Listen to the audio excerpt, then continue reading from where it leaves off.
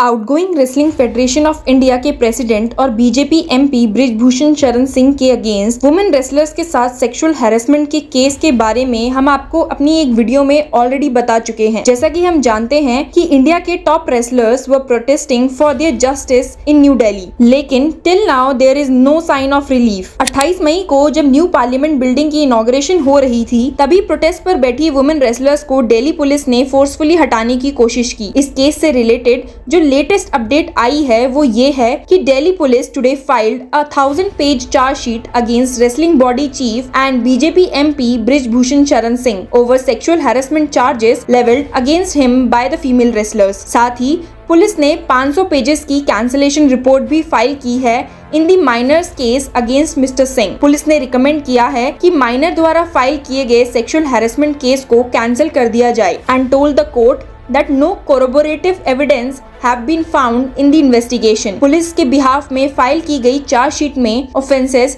such as assault or criminal force to a woman with intent to outrage her modesty, sexual harassment and stalking are included. Delhi police ने statement देते हुए कहा है that in the POCSO matter, after completion of the investigation, we have submitted a police report under section 173 CRPC requesting for a cancellation of the case based upon statements of the complainant, that is the father of the victim and the victim herself. अपने statement को further continue करते हुए Delhi police ने कहा है, in the FIR registered by the wrestlers after completing of the investigation, we are filing a charge sheet for the offences under sections 354, 354A, 354D IPC against accused Brijbhushan Sharan Singh and for offences under sections 109, 354, 354A, 506 of the IPC against accused Vinod Tomar before the concerned honourable court. Police की file की गई cancellation report in the minor case की hearing